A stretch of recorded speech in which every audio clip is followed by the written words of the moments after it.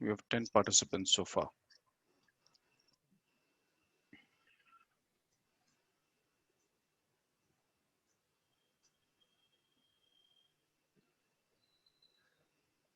Gopal, please give us a couple of minutes. I think we'll just try to Sure.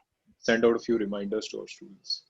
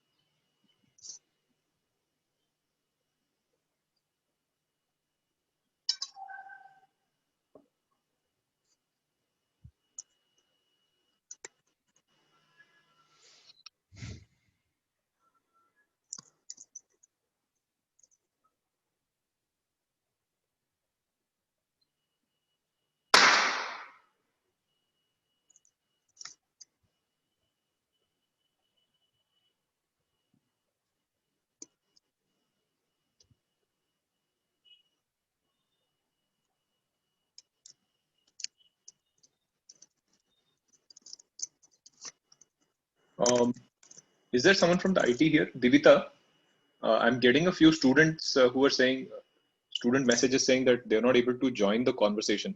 The link, they're saying that the link is invalid. Same link like I've been using through my phone also. Check the messages in the OCS group. Just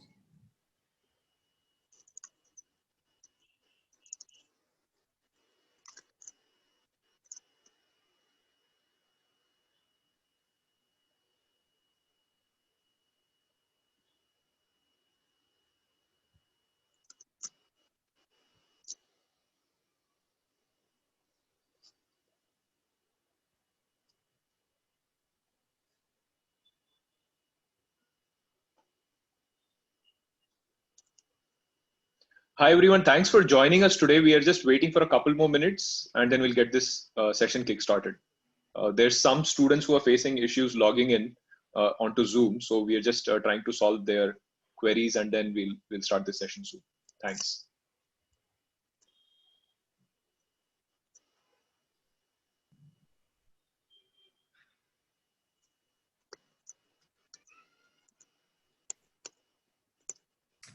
sir, I checked. It's a correct. The link just sent is correct. I was able to log in through the group.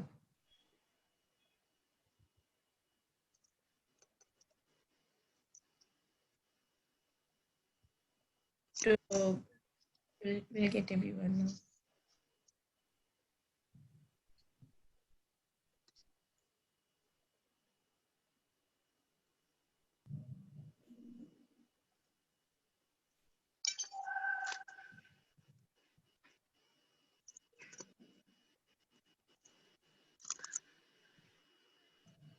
All right.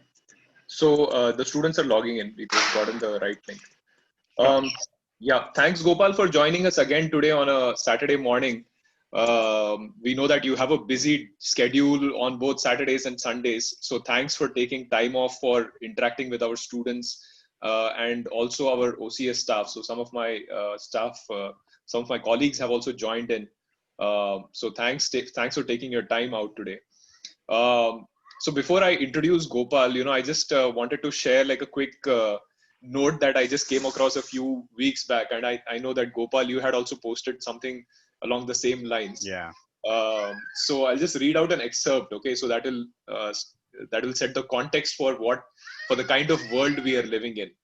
So let me read out the second chapter of the Harvard Business School book on managing your career. So it says it's an excerpt from an article written by someone who is a virtual CEO. His name is Randy Commissar. So he says, by conventional standards, my resume is a disaster. 11 companies in 25 years, not to mention a crazy quilt of jobs: a community development manager, music promoter, corporate lawyer, CFO at a tech startup, and CEO of a video game company, just to name a few. So he says, I zigged, then I zagged, then I zigged some more. And by my resume alone, no one should hire me. Except that these days, plenty of companies would. And they do. So he says, he signs off very well. He says, at last, my non-career career makes perfect sense to them and to me. So this is the kind of world we are living in. And I'm sure that Gopal will be able to share more on this because he's been working on this for a while. He's a let me just read out his profile for you. Uh, so Gopal, he's a seasoned talent leader with over 17 years of experience. He is currently with EY and he heads their flagship gigs program called Gig Now. And it has a specific focus on attracting and engaging with people for gig assignments at Ernst & Young or EY. And he has been speaking at various forums. I see him speaking almost every second day at one or the other forum. So, it's so I'm really glad to have you here on on virtually on our campus speaking to our students. And he has also spoken at the Future Skills in the world of HR. He's a expert on the future of work, the rise of the gig economy, and the relevance of current skills. Academically, he's graduated from the IIM Kozhikode, and he's also a certified career transitions coach. So we are really glad to have you here, Gopal. I believe you have a presentation to share, so Yes. please take the floor. Thanks. Are you all able to see the screen, or Yes, we can. what if you could personalize your career as you do your playlists, right? Yeah. Perfect. Thank you, Sriram. Really appreciate the opportunity. And I know it's not been the traditional career talk that you would have expected, and the times are different. And I think the worlds that we are living in terms of how we look at our careers have to evolve. And and I think we'll talk about the behaviors that are leading into a shift in careers as well. Um, so I work with EY GDS to be precise, a delivery organization for the rest of the EY member firms. And we, in EY, or at EY rather, I would say our focus is, or our purpose rather, is to build a better working world. And we believe that if we have to build a better working world, we got to ask better questions. Um, only when we ask better questions will we get better answers, and then we will be able to build a better working world. Now, the first question, or a better question that I have for all of you, is what if you could personalize your career like you do your playlists? And with that, I think we will get into some bit of what are we going through right now in terms of, let me move the slides. Yeah, in terms of what we're going through right now, in terms of future of work, how it's changing, how did we end up where we are today with regards to Industry 4.0 or COVID-19, modern workforce, which includes all of us, you, me, everyone who is working today, a bit on gig economy and the why, the what, and the how of a career as a freelancer or a gig worker, and a bit on gig now that we would look into, right? So I think if you were to have really looked at where this all started a year ago, we were amidst multiple recessions that we were going through. And I think 2012 onwards, it's been micro recessions, as they say, because year on year, there has been some of the other event that has kept moving the market slightly up and down in terms of be it the stock markets, of course, the ability to do business across the world, plus also the ability to do business within their respective countries. In December 2019, when COVID first started in China, I don't think anyone would have thought this is gonna be a pandemic of the scale that it is today, and we're just about 10 months into the overall pandemic situation, and I don't think anyone can spot the time in the calendar and say, yep, this seems to be ending in the next few months. I mean, of course, vaccine is going to come at some point of time in the next 3 to 4 months or 6 months, depending on which countries go first and which companies depend on probably getting it out in the market.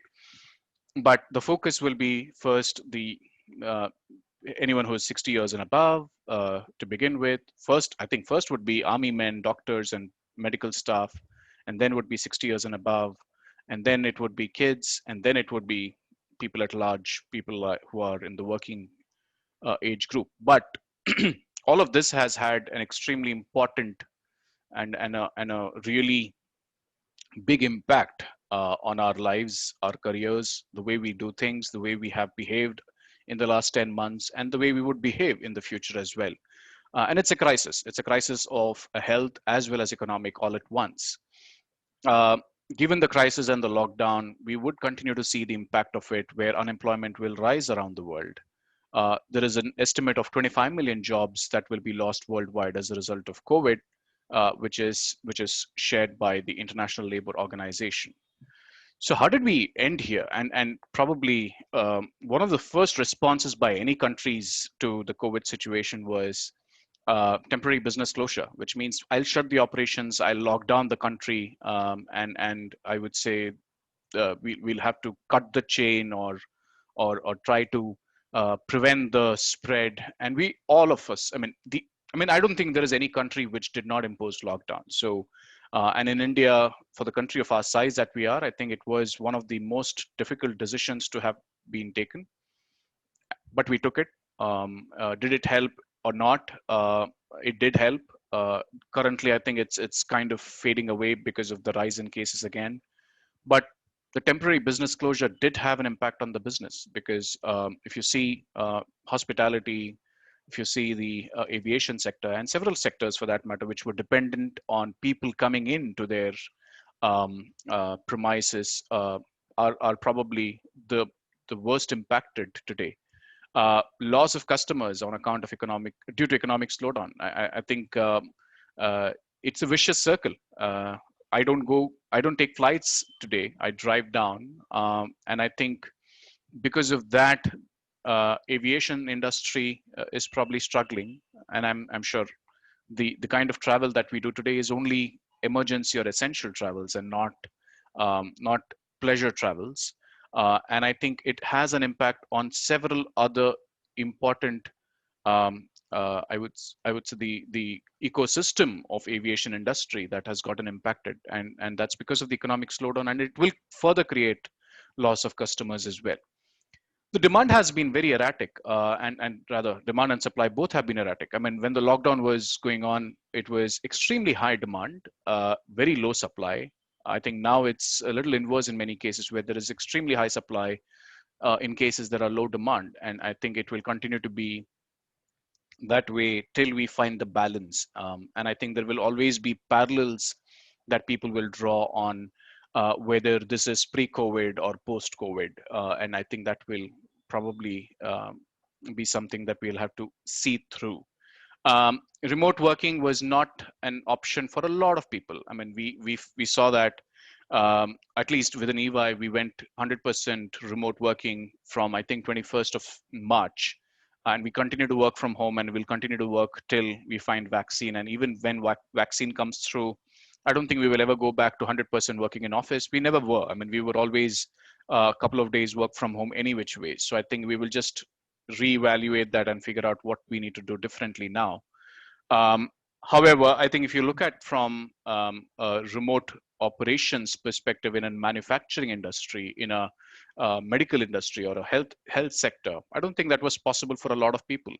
And it remains to be the centermost agenda for a lot of industry experts to see, is this even workable solution for everyone? And if yes, how would it look like, and what frequency should it look like, and so on. Consumption patterns have shifted drastically. I don't drive as much as I used to in the past. So the fuel, uh, uh, I mean, consumption has gone down. I don't consume a lot of stuff that I would have typically consumed had I probably gone to a mall over the weekend, or had I probably, I mean, I don't go to office now, so I don't have to invest into apparels or any of those. I mean, like no shoes, no belts, nothing. I mean, and I think it will continue to have an impact for a lot of businesses to reevaluate their portfolios and see, okay, I used to be in this business. What should I be doing right now? Should I be doing something else, or should I be investing into a different market or a different product or a different service line?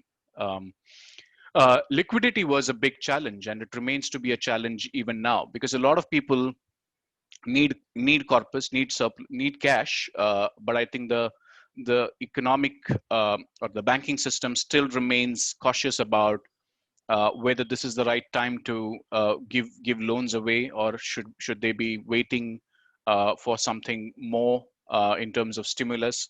Government is doing phenomenal job in providing stimulus, but I think is the MSME entrepreneur getting that at the end of the day? I think there are some challenges yet to be resolved in there, and I think in a country like India, it's going to take a little longer than normal for us to be able to get there. Manufacturing has been a challenging space, and debt continues to be evolving, ballooning, I would say, because a lot of people have produced so many goods and are not able to sell, not able to export, because their buyers are a little unsure about whether they would have demands for those products. And that is resulting into debts going higher into a lot of businesses. How is it impacting people at large, employees, employers, job seekers as such? There is, firstly, I think every organization pause their hiring. I mean, I think they said we would want to see how this unfolds. Lockdown was a big reason for them to pause the hiring because we were not able to onboard people. But I think even otherwise, a lot of organizations have taken a call to pause hiring for a brief period. People are shifting hiring patterns, which means they're deferring hiring. They are saying they're either resigning offers, they're saying, no, we would not hire you on a full-time basis, or they're asking remote working 100%. We don't want you to come to office. So do you have a laptop that you can connect with, and all of that. Policies are changing in terms of compensation and benefits as well. Like in the past, conveyance allowance was one of the line item in the compensation or a pay slip. Today, I think that's gotten replaced with internet allowance or an electricity allowance, or probably something else that the organization is doing differently. A lot of organizations like EY also paid for setting up home offices. So buy your own furniture and make yourself comfortable at home, because this is going to stay for a while. And I think those will continue to be aspects that will be evolving. Labor laws, taxation laws are all evolving as well, because what was designed for a construct which was in an office premise is all sitting at home right now. And I think it will continue to evolve the way we are looking at doing businesses. Uh, are the tax laws or the labor laws in alignment with today's realities? Probably not. So it will evolve. And I think the new Social Security Code and several other legislations that have been proposed and signed off by the Honorable President of India, I think will come to effect in some time and will have an impact on how we are being taxed, how the benefits will look different, and there are a lot of changes for gig workers and platform workers that have been proposed, which is really great if it's getting implemented. And I think all of these are things that are an outcome of the current situation and the challenges that we are going through. So as the world transforms, is the future of work already here? Right? I mean, I think that's a better question that I would have for all of you, because um, is the disruption that we are going through something that happened all of a sudden? Probably not. But this is kind of having an impact on everything that's happening around us. And future of work conversations were typically 2020, 2025, 2030. But a lot of it today seems to be like now. So I think let's discover what's happened so far. Industry 1.0 happened in 1784, where it was focusing on mechanization, steam power, weaving loom. 2.0 was about mass production assembly. 3.0 was about automation, computers, and electronics. We were in the last 10 years in the 4.0 era, where we are talking about cyber physical systems, Internet of Things, platforms, application development, and all of that. And I think there was a great amount of evolution that was happening in the digital technology space. And with COVID that has happened just now, all of what was a 2025, 2030, 2040 agenda is getting advanced to it can happen now. Like, I need this to be done in the next 2 days or 2 months or probably a year, and so on. And I think everyone is trying to do their best in terms of advancing the tech agenda to be able to survive through these tough times. And we'll discover a little bit more in the next few slides on this as well. All of us, modern workforce, our needs are today very different than how it was 10 years ago. We all want flexibility. We all want remote working ability, and I think flexible working hours makes us feel more valued. And I think today, and in times like, oops, in times like what we are right now, I think it's all about it's almost a non-negotiable. Uh, Talent management is focused with employees requesting meaningful career opportunities, growth, and there is a high focus on culture as well for a lot of employees. I mean, if you talk about, I mean, including people who are attending on the call, all the call today, I think you would want to be working for an organization that has a great culture. Learning has gone through dramatic shifts. What used to be classroom based training for 30 days, 45 days at the start of anyone starting their career has now all become online, digital, on demand. So you would prefer an app or an online platform to get trained on stuff that you need to understand a lot more, versus someone coming and taking classes for maybe a week or so.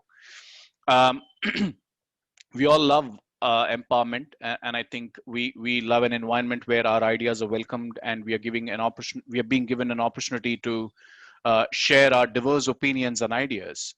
Our growth is extremely important for us, isn't it? I mean, we always love positive reinforcement. We love the feedback. We love the recognition that we get.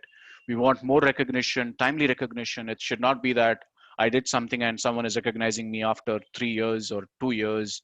If I have done something really great, give me the feedback right now. If I have done something bad, give me the feedback right now, and don't wait for the annual performance reviews for giving me the feedback. Exchange of values. I mean, I think extremely important focus on experiential learning. I don't know what I don't know, but maybe the other person knows. Is there a way that I can put 10 people in a virtual environment and have them share their ideas and thoughts? And at the end of the day, most of the organizations today understand that if they have to work towards delivering exceptional experience for their clients, they have to focus on delivering exceptional employee experience as well. And I think this has been a great shift in the last 10 years, and all the more in the recent environment with people sitting at home where you can't really have visibility to who's sitting where, and how do you still maintain the engagement. How did all of this evolve? So if I were to really give a quick view on this, if my parents, for example, I mean, they started working when in the 60s and early 70s, and I think predominantly their work was need based, and I think it was more about what was the consumption pattern at that point of time. Was that something which was driven by factors internally or factors externally? And I think in 1960s and 70s, it was still more about internal factors that was driving the demand. So I needed clothes to wear. I needed vehicles to commute. I needed probably bare minimum, as they say. I mean, the famous term of roti, kapda, and makan. That was what the focus was, and I think it this drove a lot of work. Excuse me, in the manner that it was, where it was predominantly on site. There was very little flexibility in terms of what they did, and there was very little flexibility in terms of where they did what they did. For example, none of them at that point of time could have ever imagined working from home. Things evolved as we opened up our doors in the late 80s, early 90s for globalization. A lot of global organizations started coming into India, setting up their shops, and having an impact on all the traditional methods of working. And I think as we shifted from that, there was a huge shift from need based ways of employing people to skill based ways of employing people. Earlier, I think in 1960s and 70s, the only qualification that you needed to be able to apply to any job was you're a graduate or a matriculate. But I think in the last 40, 45 years, if not so, if more, not more than that, I think the focus has been continuously evolving to skill-based ways of hiring. And it's all about, okay, are you a doctor? If you're a doctor, you get a job in hospital. In hospital, can you get a job as a surgeon, or can you be a general physician, or can you be in a business development role? I've seen a lot of people being doctors still do business development, getting more ideas onto the table and getting more revenue for themselves. When this era started in 80s and 90s, it resulted into a lot of organizations being disrupted in the way they were doing businesses. It also led to lot of people working for those organizations displaced, and that's when freelancing in the corporate world in a way started, where people were given various opportunities to take voluntary retirement, involuntary retirement, and probably start something on their own, or people started agency business, like people became LIC agents, people became house broker agents, real estate agents, or they went into photography. Some people wrote articles for newspapers, some people became teachers, and all of that. Or people migrated out of India to other countries as well, in especially in during these times. When I think it evolved until 2000, when digitization or computerization or the Y2K event happened, where a lot of focus was on software engineering, and people were focusing on how they could get jobs in, I mean, countries abroad, of course, and even in India in IT sector. But when the bubble bursted again, it gave rise to gig jobs, contract jobs. A lot of people who joined big brand names suddenly got displaced and joined staff augmentation organization, because contracting became an alternative mode of helping people find temporary jobs. Uh, 2020 is all of that, plus the fact that there is a platform based approach that is being given. And we'll talk a little bit more on that, around how it has impacted the way the world of work is evolving as well. But today, I think if with the higher flexibility, higher comfort, and even though we have COVID, I don't think we have seen as bad a disruption, in if you look at it from an overall scheme of things, given the rise of digitization. Imagine if we did not have digitization to the extent that it is today. I don't think we would have been able to survive through what we have gone through in the last 11 months. So I think it's here to stay. We will continue to evolve through the remote working model, and there will be full-time, part-time, outcome-driven models that will evolve further. And we'll talk a bit more about that as well in the next few slides. So when what if becomes what now, will you have the answer? That's a question that I would have for you. And it was always this case, right? I mean, it was, what if this were to happen? What if that were to happen? And it all happened. And it's almost like it's what now? And what is the answer that we have? So let's discover that. The workforce evolved, and we spoke about that in the earlier slide as well. It was all about traditional full-time hiring model. A classic example I would like to quote here was my mom used to work in railways, and the way the work used to happen in the, I mean, I would say in 1970s, were they would hire everyone for the work that they did. So it would include people who are in administrative office, people who are in the railway platforms, people who are working on the tracks, the signaling systems, the ticketing systems, the equipment manufacturing. Very little was getting outsourced, or I mean, I think even integral coach factory is part of Indian Railways in many ways, than a separate entity or a unit, that it is today in the current form. So it was almost like it was one big employee base that used to operate, feeding into a lot of families, and probably that was the best way to manage this at that point of time. But it was also resulting into a very slow pace of working. So in the past, if you look, the demand was very limited. But as demands were growing, uh, probably unlike any other private sector organization, railways was not able to cater to the demands that it used to have. So I remember of the fact that, I mean, when I grew up and I used to travel in train maybe every vacation, there used to be a debate always that, like I used to stay in Bombay and I had to go to Kerala. We always had to go via, I would say, Andhra Pradesh, Karnataka, Tamil Nadu, and then hit Kerala. And I think there was only one train at that point of time, that too few days in a week.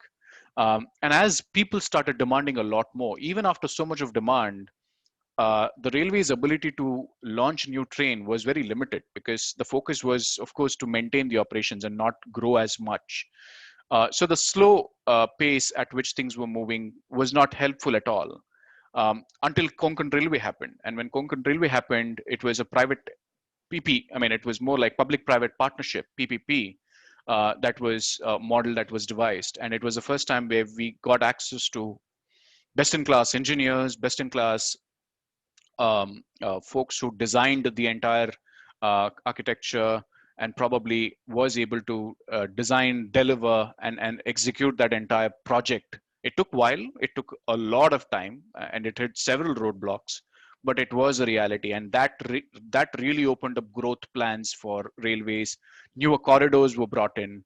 And when we look at aspects like that, it was a result of automation. It was a result of computerization. It was a result of electronics. We had access to GPS to be able to tap into where can I get my tunneling system done better and where I would not want to go through the tunnel.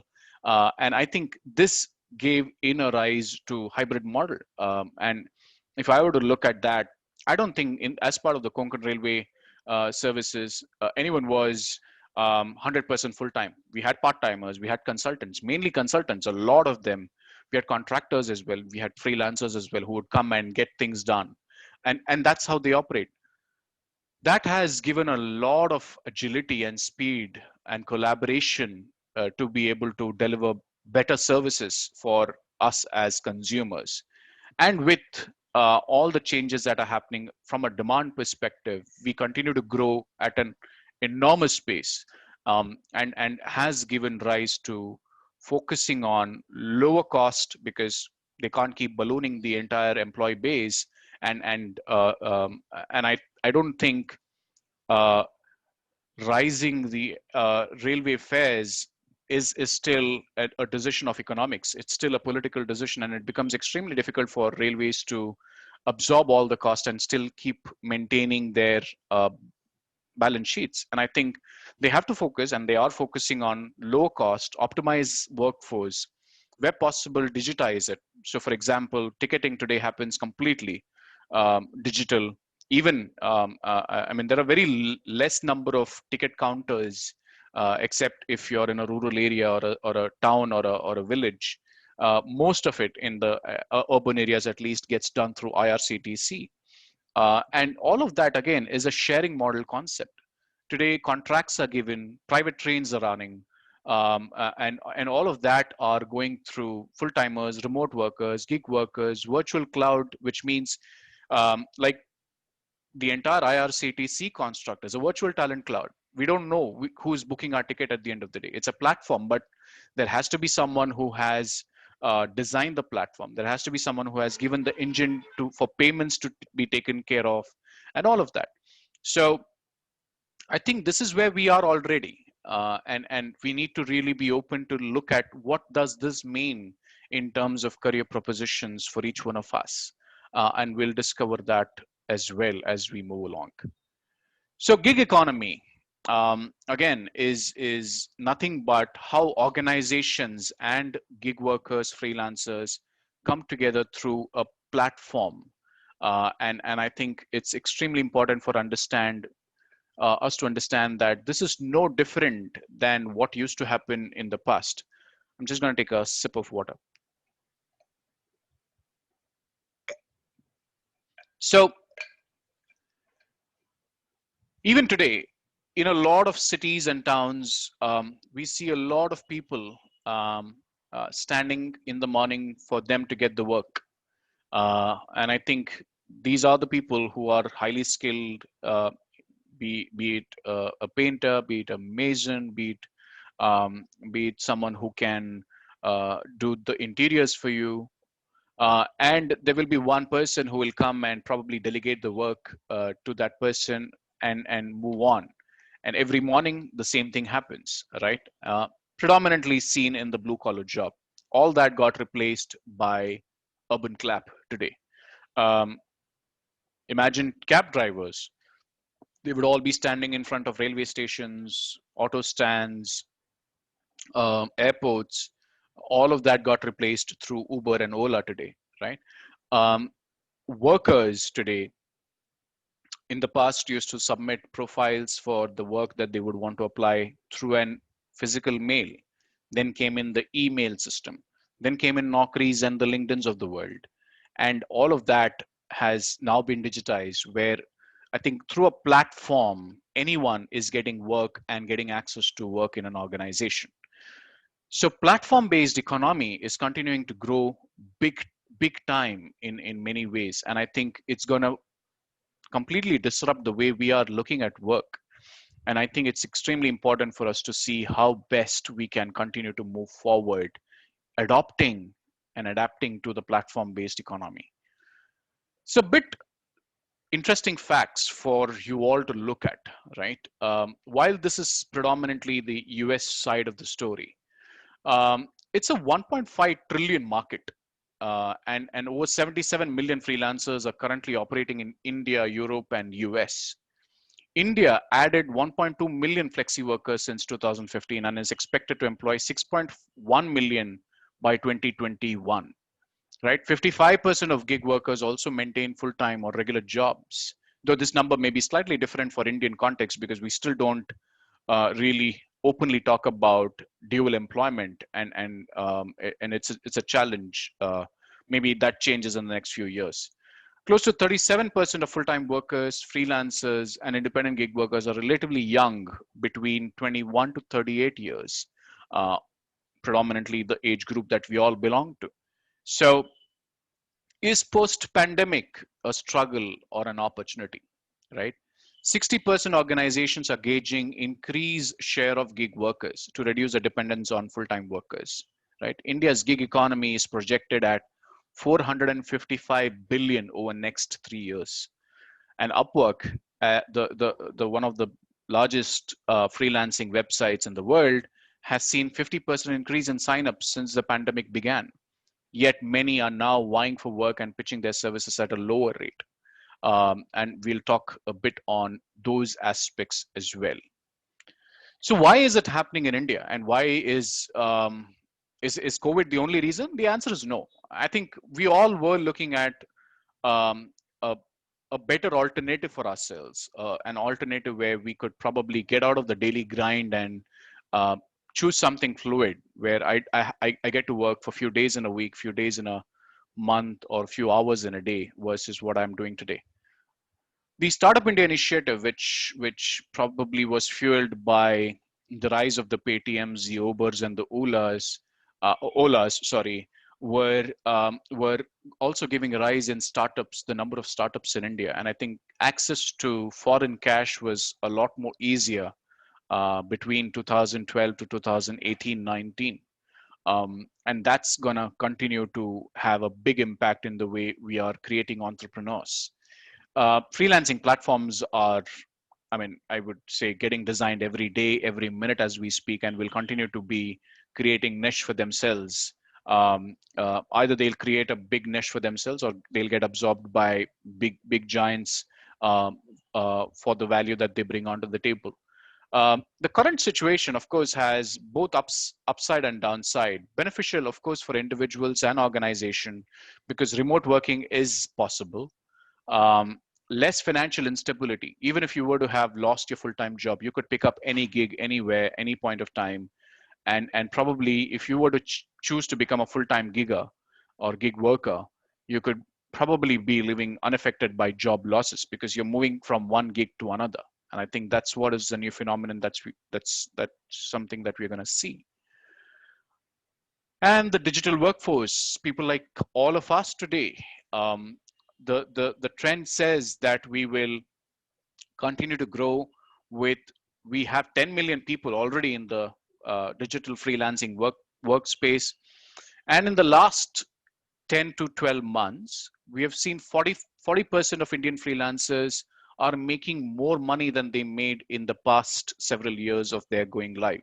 So I think these are really interesting trends and numbers for us to be looking into, and see what do we want to do about this.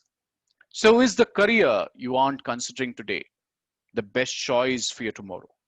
That's another better question that I would have for you, right?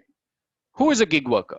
Anyone who is self-employed, who seeks short-term assignments and are not committed to a single employer. They may engage with more than one company at a time, depending on the nature of the engagement and the contract. And someone who is typically working for 24 by 7, there is no boundary to it, there is no work timing, because the gig work or the platform based work allows you to work with people anywhere in the world. I mean, it's not just restricted to someone sitting in a particular city that you're part of or living in. And I think it has got a lot of benefits of being a gig worker. What autonomy is important, right? And you get that as being a gig worker because you get to develop a new skill set. You probably can control your workload, your better quality of work, your better quality of life. I mean, that is the work-life balance. You can control your income. You can put a price point to it, put a goal to it, and then keep working towards that. You get the empowerment.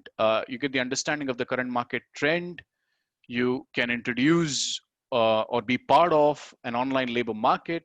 You can be part of shared economy. You get to choose your price point. You track your income, set competitive rates, make your own schedule of work, create a budget for yourself. And in terms of work-life balance, you get to understand your schedules better. You get to focus on your health quotient, physical and mental well-being. Set aside work time if you wish to, and designate a workspace. Like I think we have all done that in the last 10 months of working from home. And I think that's what is driving people towards this. And I think that's what is going to continue driving people towards gig work all the more in the near future. So what are the personas of gig worker? Some of you who may start your career right now, and given the opportunities that you get, may start somewhere in here where you become career gig workers. You start one primary gig and many other gigs as a solopreneur or a freelance agency. You can become a stopgap gig worker where you are between assignments, you wanted to continue doing something, probably you pick up a gig until you find a full-time job. You may be a part-time gig worker. You work 9 to 5 in an organization, but you can probably teach someone something. Like if you're a good singer, you can teach singing to others. You're a good guitarist, you can do that. You're a good pianist, you can do that as well. Goal gig worker, people who have additional goals for themselves, stretch goals for themselves, can pick up ad hoc gigs, go and teach someone in a college virtually, and probably earn some extra money for yourself to meet the uh, additional needs that you have. Or you can be a hobby gig worker. I'm a singer, I'm an actor, I'm a stage performer, I'm a YouTuber. That's what I do. And I earn money through that. I'm a gig worker. I choose when I want to work, I choose when I don't want to work. And I think that's what is going to continue to evolve through in the next few years, become bigger and bigger. And what is it that you need to do differently today is what is something that we will see. So, what will be more important in the future, the right skill set or mindset? I would love to hear some perspectives on this. You can chat, put your responses on chat probably. Divita, could we open up the chat box for all participants, please?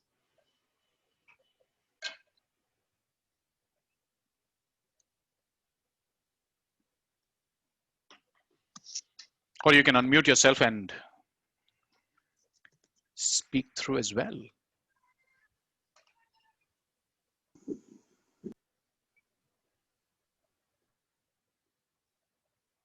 Hello. Yes. Sir, I would like to answer to this. Uh, Considering everything that's going on, like as you mentioned also that a lot of firms have stopped their hiring, paused their hiring processes, and are trying to utilize their existing resources. So I believe that the right mindset for now, because it's 80% the attitude that you bring. So the right mindset, and the potential to which you can evolve and adapt in the new environment, because it is going to be a new experience for everyone who will be entering the industry. So I believe the mindset will hold more importance than the right skill set, because it's, the 10% up down of a skill set. Like all of us are almost at the same level, a little up and down, but the mindset can actually make you stand separate from the crowd. Fair enough. Any difference in perspectives from anyone? Dr. Pankaj, I see you have raised your hand. Is that to respond? Yeah. Gopal, can you hear me? Yes, I can. Yeah, Gopal, first of all, it's a great presentation. I'm Thank you. professor here in JGLS, Sure. and I'm also associated with OCS, and I want to compliment my team for inviting you. You have given such a great knowledge. So I also believe that I think mindset has to play an important role.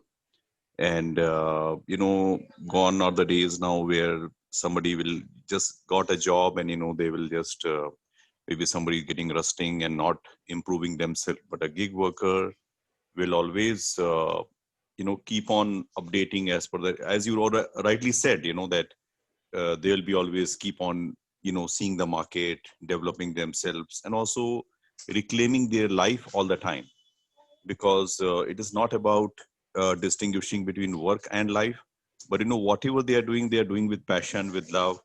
And so I think it is a very nice thing you have shared, so I want to compliment you once again. So I believe Sure. mindset is more important. So thank you again, Gopal, for Sure. this video. Sure. Sure. Thanks. Appreciate that, Dr. Pankaj. I would say just a parallel or a story that I would like to share. You all know this very well, but still a reminder of this is Sachin Tendulkar and Vinod Kambli. If I were to take their examples, they all, I mean, they both of them started their careers, made their names, in fact, in one of the famous matches where I think they scored between the two of them 650 plus runs. And Ramakant Achrekar, their coach, believed that Vinod Kambli was far more better skilled as a batsman than Sachin was. And I think if we look back of the last 35 years of that innings, we know who the legend between the two is, and why the person was a legendary cricketer versus the other person who wasn't. Yeah. And I think it's hard work, perseverance, passion, ability to understand when the chips are down, what is it to be done. There was a period of time. I mean, I think Sachin has seen a lot of downs than ups in his career of 24 years, Yeah. be it tennis elbow, be it his own captaincy rather, or and even the even several other allegations of match fixing and all of that. He withstood all of those and continued to play his game, just being focused on that, and that requires impeccable mindset. And I think he just displayed that time and again. Another example that I can quote is that of Ashish Vidyarthi, and I would say he and I spoke, I think, few weeks ago. Came into Bollywood industry more like as an actor. He's a stage actor, performs really well. We all know how good as an actor he is. I think one point of time he asked himself, "Is this what he can offer to himself or his career, or can he do something else?" Took a very bold decision to move down south, and likewise, a lot of people like him have moved down south and continue to be in the business of surviving. Mukesh Rishi is another actor. Ashish Vidyarthi has acted in 200 films, and most of them are in Tamil, Kannada, Telugu, Malayalam, and of course Hindi as well. And what is he doing today? I think today is using the best of the resources that is available for himself through uh, platforms like LinkedIn, YouTube, Facebook. I see his post every day. He'll come for 5 minutes, talk about something really important, and he's trying to see how best he can make time for himself and time for others, and leave a positive lasting impact, and in the same business earn some money as well. So I think it's the mindset. Can I afford to be saying that I have 15 years of experience or 20 years of experience, and um, and suddenly I lost job, but I'm not getting a job? Well, what are you doing about that? Or I am an MBA from this university, but I'm not getting a job. Well, get into the zone of finding or creating jobs, not only for yourself, and in that process maybe for others as well. And that's what entrepreneurship is all about. That's what gig working is all about. And we'll quickly deep dive into the next few slides on, could you prepare for jobs that don't exist by learning the skills that do, right? And I think that's a good segue into skills that you need as a gig worker. Innovation and creativity. Can I afford to be resting, saying that, yeah, I have all these skills and I don't want to innovate anything more? No. I think, I mean, the fact that someone came up with an idea of creating a Teams platform or a Zoom platform that we are on right now, are I think they should be given Nobel Prizes, in my view, because they are the ones who are saving us today. That the fact that we are able to still talk through, and you can listen to me, you can see me. Without this, I don't think we would have been able to do any kind of communication. Being tech savvy, can you afford to be not on platforms? And we'll talk a bit on that. I have a better question on that piece as well. Learning and unlearning. Gig work is all about learning, learn faster, and then once you're done with that gig, unlearn that, learn something new, and keep on learning. I think as long as we have that hunger, I mean, the deep desire to keep on learning some of the other new stuff. I think, and and knowledge is something that's available for free today. Like Google, all the websites of the respective organizations that you dream to work for give tons of materials and access to content. What do you make out of that, right? Are you talking to people to make sure that they understand what they can get out of this experience? A lot of people don't talk. That's another thing that we need to really change. We have all gone into WhatsApp, but picking up the phone and talking to people is extremely important as well, because only then you will get to know what is the problem that this person is suffering through, and what can you do to help them. And that there could be a business idea that you would want to nurture, probably make it into a business proposition and do a business of it. Analytical and logical thinking, time management, negotiation skills, networking. We'll talk more about networking as well. Business management skills, communication skills, and of course, brand management and marketing. So these are the skills that you need as a gig worker. Um, but what are the skills that we need to be able to survive today? These were all future skills as of 2018 World Economic Forum report. But I feel this is the future is now, and I think it is something that we need to have immediately. I don't think we would have survived through the last 10 months without critical reasoning, critical thinking, and analytical reasoning. Sorry. I don't think we could have survived through without empathy, without the emotional intelligence, or being able to understand what the other person is suffering with. I mean, Corona was not even something that people understood well in the first few months. And I think it required a lot of people to do several thousand hours of research collectively to be able to figure out what exactly is this virus and what is happening with it. Requires a lot of emotional intelligence, in my view. Requires a lot of novel and adaptive thinking. Can we afford to say that um, we will not go for lockdown? Why? Because it's got to have an impact on my business. Well, it's going to impact your lives. We will not wear mask. Can you afford to do that? Probably. I think adaptive thinking is extremely important. And what is it that we need to do to adapt to the situation that we're going through is an extremely important question that you need to ask yourselves. Cross-cultural competency. In the world that we're living in, I think you need to have a lot more understanding of global cultures. Like you may be working for a client based out of France, Netherlands, US, Canada tomorrow. Do you understand what is happening in their country? Especially in times like these, do you understand what they're going through in terms of the corona cases, the lockdown, the impact of that on their economy, the impact of that on their people, behaviors, and all of that? Computational thinking, extremely important for people to really understand how do you compute numbers so that you are able to offer right solution. Technological literacy, bare minimum. Design mindset, again, bare minimum. Transdisciplinary thinking. You don't have to be a doctor to design a PPE kit.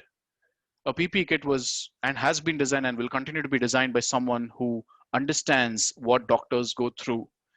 You don't have to be in the business of I mean, I would say pick up any. I mean, pick up any of the businesses, be it masks, be it. I mean, masks are now being prepared by every apparel manufacturer, just branding it for themselves. So, do you have that transdisciplinary thinking? Can you think about other industries and create design solutions for them? Virtual collaboration. Can you collaborate with someone sitting wherever you are and work through their situation and provide solutions for them in a virtual environment? And I think that's what is required for all of us in the times that we're living in. So what are the benefits of freelancing and gig working? You have the freedom, you have the flexibility, you get to choose your clients, you have the work-life balance. You're not tied to one location. Like in the past, a lot of migration used to happen because of jobs moving. And I would say my parents moved from Kerala to Mumbai because of their jobs. And they never wanted to leave Mumbai because of their jobs. Not the case anymore. I've been working in the last 10 months from home. Uh, and I'm based out of Bangalore, but in the last 1 month, I'm in Hyderabad. So I'm not tied to one location. If as effective as I can be, being in Hyderabad as well. Focus on health and wellness is that's something that's always been grossly ignored by professionals in the formative years of their career. and you get to decide your own income. And I think that's what is all the more important, because we always get tied to the overall view of, uh, I want a 1 crore package to begin with. Well, you may want to start with 1 lakh, and maybe you go to 5 crores in the next 5 years. And that's what is the power of entrepreneurship and gig working. And I think you should work towards discovering that day in, day out. How can what you learn transform who you become, rather, right? You've learned quite a bit through what I just shared right now. Uh, is that going to help you transform to who you want to become? Relevance is extremely important. As I said, I mean, businesses who said I will do only this are no longer in business. And that's the volatility, that's the uncertainty, that's the complexity, that's the ambiguous world that we're living in, that's the VUCA world we're living in.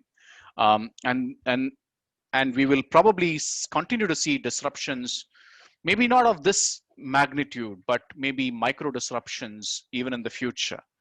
What do we do in times like that is a question that I would have for all of you. Traditional ways of working, workplace, worker, requires us to reimagine. Remote working, virtual working, gig working, contract jobs, freelancing will be the next new normal. Preparing for disruption of this scale is essential. Backup plans like Plan B, Plan C, Plan D all have to be there. Caring, listening, empathy are priority. How are you going to be having those for yourselves? Practice financial prudence. Don't spend money where you shouldn't be spending money. Don't spend money because someone else is spending money. Um, I know there is a big, great festival going on right now, but I'll leave the choice to you whether you want to be spending money where you shouldn't be, or you should rather be practicing financial prudence in times like these. Um, Become a gig worker by settling into this mindset, right? We spoke about the VUCA realities, but don't look for one size fits all. If you've been thinking about, oh, I will just work for a full time job, well, is there anything called full time permanent job today? Probably not. So don't look for one size that fits all solutions. Understand best principles versus best practices. We all have this habit of following the crowd, which probably gets labeled as best practices, but rather focus on best principles for yourselves. Learn, unlearn, relearn. Uh, Ongoing exercise. It should never stop. Even after, I mean, some of you are students today. Even after you complete your graduation, post graduation, or micro skills, macro skills, or whatever it is, continue to learn. I think it's going to be a constant journey. There's a one statistics that says 65% of gig workers continue to learn every year. They invest something or the other on themselves, and upskill themselves on a constant basis. Push your own personal boundaries. Don't define boundaries for yourselves. I think that's one thing that COVID has taught us. If I mean, we today are almost borderless, as much as we would say that, yeah, we are being confined by borders. Take the first step.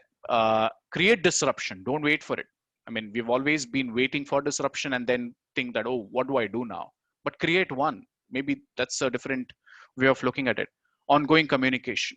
You should never stop communicating with whoever matters you to the, I mean, the most, be it your clients, stakeholders, your venture capitalist, your people who work for you, and all of that. Um, Again, be committed no matter what. Stay focused on your goals. Put your goals. I think it's extremely important.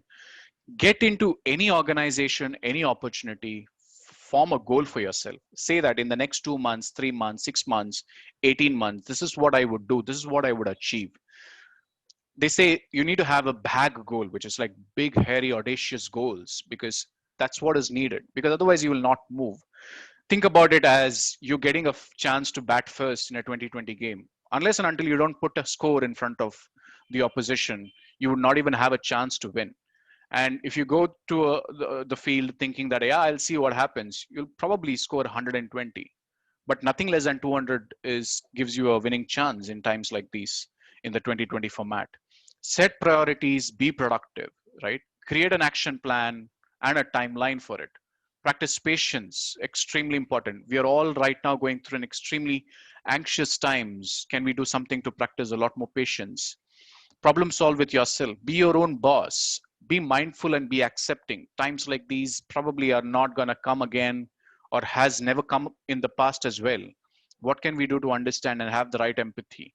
Replace negative thoughts. I think one of the least that you can do to yourself is don't feel negative about anything that's going on right now. Be COVID negative, but not think negative. Um, Start now. Be a perpetual learner. I spoke about this. Read to breadth into your field. Whatever be your field, you got to have 1 inch deep, 1 mile wide knowledge about what you learn. Find your inner storyteller. If I were to tell you that you got to tell me a story of what you did in the last 10 months, every story is going to be unique. I'm sure each one of you can tell phenomenal stories. Get out of your comfort zone, tell those stories, let the world know what you did. And each one would have a world class story to tell. Practice your listening skills. Ask questions, ask better questions. Most important for a lot of you on the call today, ask yourself, what are my options? Do you have the jobs available? What jobs are available? How many jobs do you want to apply each week whenever that time is appropriate? How many companies do you want to do research? Don't go with a view that, okay, these companies will come for placements. Even if they will come for placements, research about them a lot more in detail. What do they do? How do they do their businesses? What their last 18 months of business has been? Have they been successful in the corona times, or have they had big challenges in the last few months, few years? What their challenges are? Is that something that you want to get into knowingly? Is that something that you want to do something about? What types of opening can you apply for? What can you do differently? What are the different job roles you're equipped to handle other than what you know? And whom should you connect with? Extremely important. Random connection requests on LinkedIn probably will not help, but understanding how to leverage a platform like LinkedIn and doing the most out of it is all the more important. Let's discover a lot more on that. So, how will your talents in the current world where you are invisible be known to others when you're not visible, right? None of us are visible to each other, but we still need to do our bit to be visible and show the world what our talents are. Uh, so, the careers in the next normal will require us to embrace and champion virtual working model, right? I will ask a question. Are you on Instagram, WhatsApp, Facebook, LinkedIn? The answer to all the questions will be yes. But what are you doing about being on those platforms? Are you just being connected with your friends, or are you, or whoever it is, or are you making the most out of it? I think making the most out of it is what you need to do. Focus on your personal brand, promote yourself, create a personal brand for yourself, be known with that personal brand, right? Rethink career strategies today requires a huge reimagination. Don't set goals that are outdated. Think about what is relevant for times like these. Have a 3, 6, 9 month strategy, which is all the more essential. uh, why is digital presence important? Because most of us in the roles that we play as within an organization look at your digital persona and find reasons not to hire you because it's the first way of background check, right? The other day I was talking to a candidate who was sharing something about himself, of the work that he's done, and his CV was very impressive. His LinkedIn profile was very impressive, but probably one of the other social media sites he was on was not very pleasant. And all of that came through when the conversations were going on. So how do you remain consistent with who you are as a person across all the digital platforms? Don't be in this notion that, yeah, I have created my LinkedIn profile, who cares what's going to happen. It is very important. What you show to the world is what the world sees, and it's all in your control right now. So please, I would say, encourage each one of you to be extremely mindful. There are tons of material available online today to find what can you do to improve your digital presence. Um, we spoke about this, but I will just reflect on one aspect. CVs made sense in the past. Are they relevant today? Probably not. Are you ready to transition into a video CV? If I were to give you 1 minute to give a pitch for yourself of who you are, what you have done, why should I hire you? Are you going to be able to do that? Is that something that you're going to consider? Right? And that's the world that we're living in. 100% of the organization in the professional services sector today do Skype, Teams, Zoom interviews. And that's what is going to happen in the near future as well. Can you be confident with what you're saying on the CV in your interview as well? So improve your digital skills, extremely important.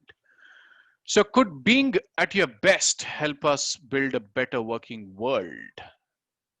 Staying motivated through times like these.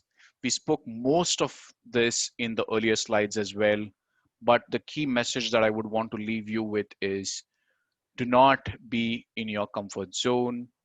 This is a tough time. We will sail through this. In the last several years of several disruptions, human beings have proved that we will continue to challenge this and come out of this. We will stay away from distractions as much possible, be together as a team as much possible, and stay motivated through the period that you're going through. I'm sure better days are yet to come, and you will see them as well. But redefine the definition of better days for yourself. That's more important. A bit on gig now. We continue to look at tapping into talent on for gig through the organization, across the organization rather, for various roles that we have. And we continue to look for freelancers, for internships, for direct contracts. And if all of you and some of you are keen, register on gignow.com. Very simple exercise. If you have a LinkedIn profile, all the more easier. You will get access to a lot of roles that you may think it is applicable for you, but ensure that you create the right profile for yourself. The skills that you're inputting, the CV that you're uploading, all that has to be in sync. And this is the future. And I think you should probably look at finding jobs in a very different way than how you have been finding in the past. What is in it for you? You get to create the identity you want. You get to be productive in the leisure time, and you get to redefine success. Best in class compensation and benefits. We don't differentiate compensation between a full timer and a gig worker. It's all the same for us. You get the independence that you need, unlimited learning opportunities. We have partnerships with several digital online learning platforms that you can get benefit out of. And you also can be part of our Ripples initiative and give back to the society. And I think that is what brings an end to the presentation. So the last question that I have is, could the questions you asked today help build a better tomorrow? With that, I will open it up for Q&A. Thanks so much, Gopal, for those wonderful slides and taking us through the new world of work. We have a question from Medini. Sure. She's saying, how can one tackle competition that comes with freelancing? How different is it from that of a full-timer? That's a counter question. That's a good one. See, I mean, if you're in a country like India with the population that we are, and today the world of talent is global in nature. You're no longer a talent for a particular city, right? COVID has proven that you don't need to restrict yourself into one city, one town, one location.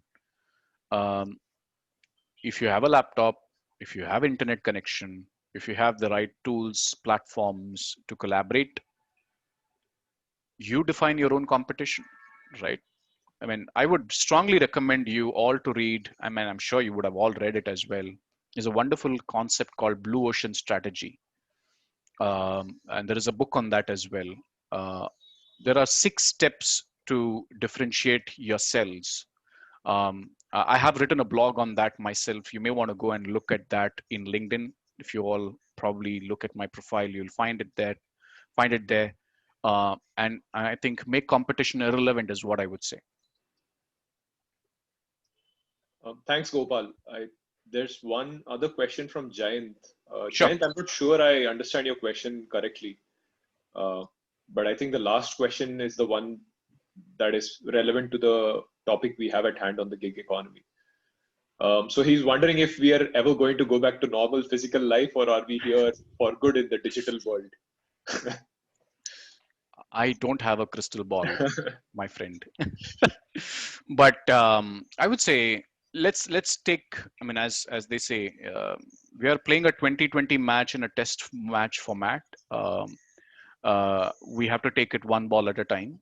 You got to build a predictability based on what you see today. And I think what happens to the world once the vaccine comes through, whether we will go back to the pre 2019 or pre 2020 March era. Um, was that even a right era in my view? I mean, I find that we've been a lot more effective being like this the way we are. Of course, it's painful for a lot of industries, but probably a wake up call for a lot of industries, people working in a lot of industries to ask themselves this question. I had a slide on relevance. What did you do that was relevant today? And that is relevant today. If it is not relevant, focus on what is going to have the relevance. So I would say focus on what you do day in day out that will help you be relevant. And I wouldn't quote whether it's a pre-COVID era or post-COVID era. Let's embrace it the way it is. I mean, the more we try to keep wanting to go back to a certain point of time in the world, you will never be able to enjoy what you're going through. Jayant, maybe you can just unmute and ask that question. So am I audible? Yes. When you were talking, you spoke about venture capitalism. As Mhm. when you were talking about there's no dearth of talent. You can go if you have a laptop. You can, you can contact and you can get venture capitalism as an option. So my doubt over here is today, if I get a venture capitalist for a project that I have in my mind, an application, an app, but for some reason it does not work out the way I plan. It does not profit. It goes into loss. Mhm. So if my venture capitalist has made an investment of 1 crore, Mhm. am I liable at all? Am I paying back, or I'm not paying back to the venture capitalist? Am I free from the burden, or how is it? So venture capitalists are very similar to bank loans, isn't it? I mean, they give you money and they will ensure you succeed. And if you're not succeed, they're going to take the money out of their business, right? The key here is while we all focus on how successful can be, we also got to see and have a fair idea on what failure means for us. Can we learn through our failures? Can we celebrate our failures? Can we see if there are collective failures that we can learn from? A lot of startups fail. I mean, pick any statistics today. A lot of startups who have been in the business in the last 5 years probably are no longer in the business because it didn't work out. And I can draw a parallel from this from a movie industry, right? Not all movies become super duper hit. Is there a success formula? Probably we can depend on that, but at the end of the day, it's still what a consumer likes or dislikes. If someone likes Akshay Kumar movies, they will go and watch Akshay Kumar movies. If they don't like Akshay Kumar movies, they will not watch Akshay Kumar movies. But today, the world of acting also is getting disrupted because no one is going to cinema halls, but they have now changed their strategy to OTT. Everyone is shooting OTT. Every big actor today is coming in an OTT platform. So I think ask yourself, what are you learning through each of the failures that may come? Firstly, don't get into the zone with a view of what if I fail, right? you got to have a playing to win mindset. And for that, you got to have an agile mindset. Ask yourself questions like, why are you getting into it? What is important for you? What can I learn from others that probably ensures that I don't fail in this one? Um, there may be interviews that you can do before to understand what you're getting into a little better. And yeah, I mean, if you fail, I mean, I wouldn't say start your first innings with a 1 crore investment. Start with 5 lakhs, start with 10 lakhs. uh, I mean, reduce your burden as much as possible, and then keep growing. Gopal, if I can just add in there. Sure. So last week not last week, a couple of weeks back we had someone who spoke about careers in retail. Mhm. And I think the one of the examples he gave was that his boss trusted him with around I think 5 crores in marketing. He said, go ahead and run with this budget. And he made a huge mistake. He put up an ad on Times of India, which really didn't work out. So I think that kind of risk-taking ability comes in with a full-time employment. Does it necessarily come in with a gig worker? And I think that ties in with what Preksha is asking. Do employers prefer full-time and loyal people who understand the operations inside out across all spheres, or gig workers who have to be explained everything from scratch and you expect only a specific result, which is often short term? There are two different questions. The second question I will answer, and the first I'll probably take it once I answer the first one. I mean, the latter part of the question. So, would organizations prefer gig workers? What do we as individuals prefer? A car with a chauffeur-driven, I mean, a chauffeur-driven car, or an Uber driver, or an Uber car?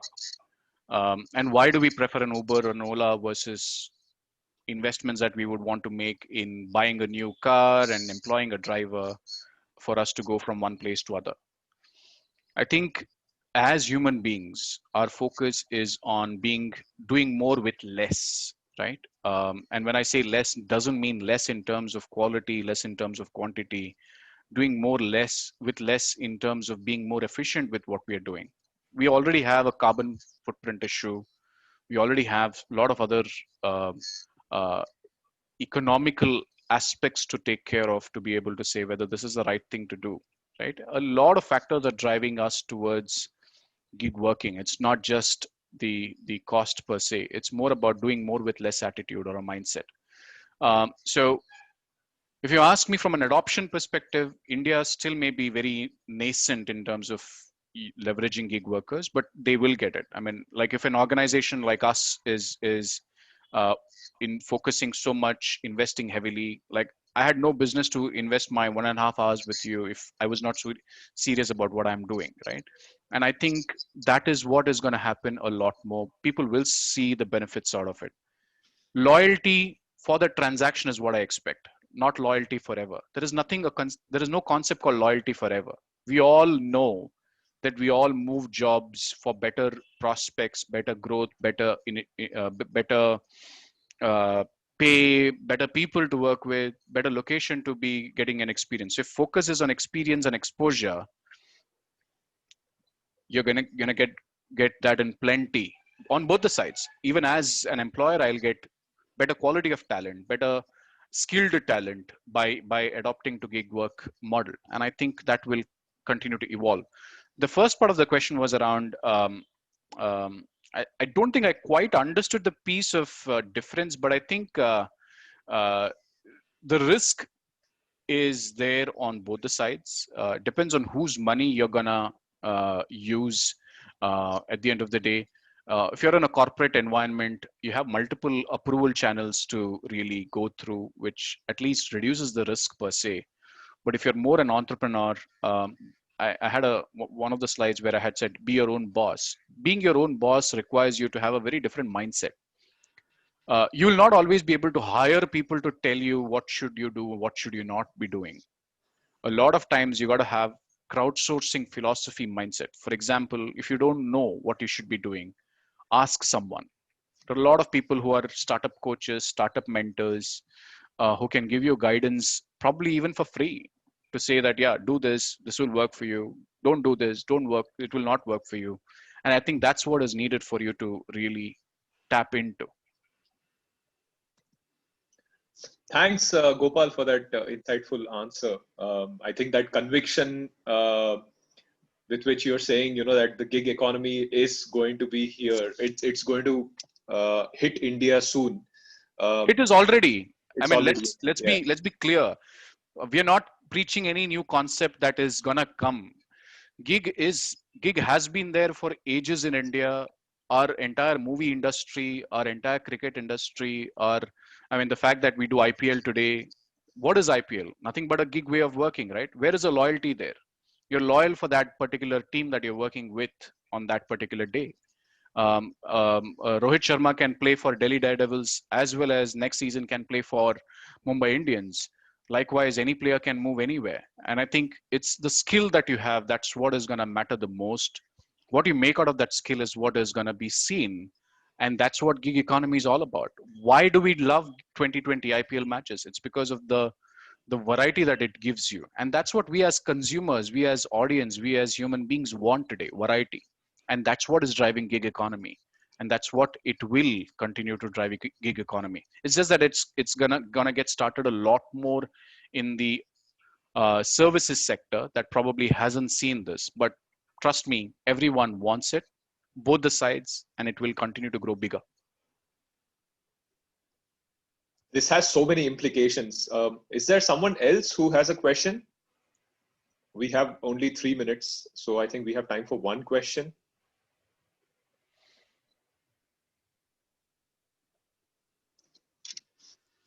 Or else I had one question myself, Gopal. So, Sure. spoke of more financial stability with becoming a gig worker. That to me seemed, I don't know if that was necessarily correct to me from where I stand, because I mean, I've read a lot of articles which say being part of the gig economy, being a gig worker, comes in with a lot of challenges to financial stability, because you don't know if you're going to get your next contract immediately or not. And I mean, thanks for sharing that EY doesn't discriminate between full-time employees and gig workers, but that's really not the case with many other organizations. So, do you think that that's necessarily going to come in quickly, more financial stability for gig workers? So we're comparing stability within an employment model versus a gig worker. So that's never going to be comparable, isn't it?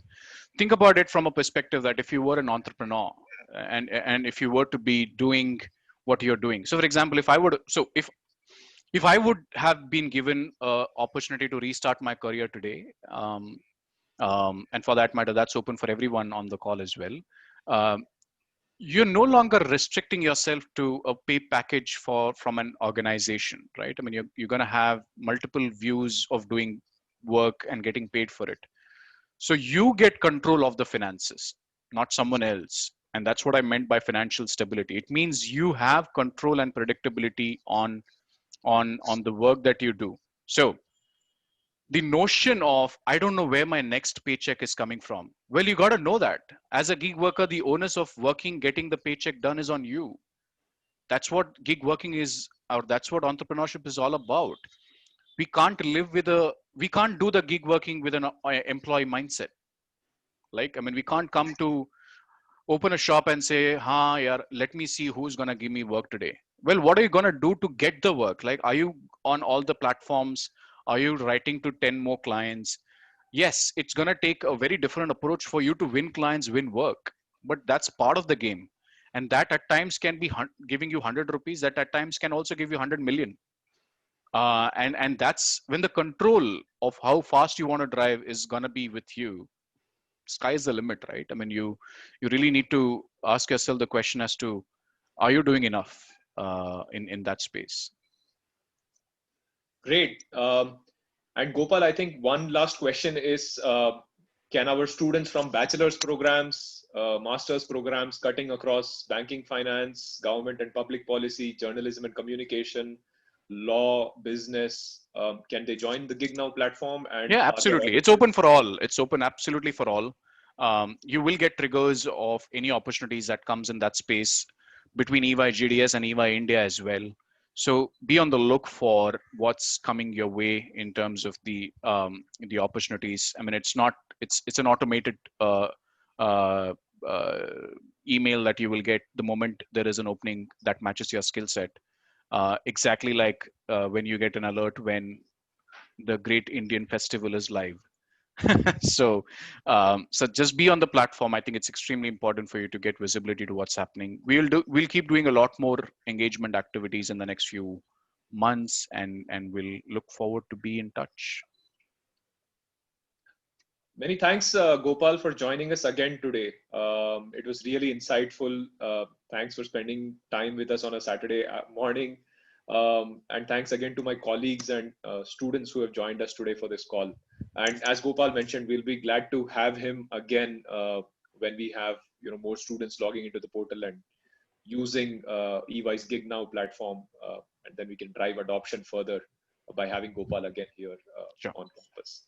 Thanks so much. Thank you so much. Appreciate your time. Thank you so much for the opportunity as well. Thanks, Gopal. Thank See you. you. Bye. Bye. Bye-bye. Bye.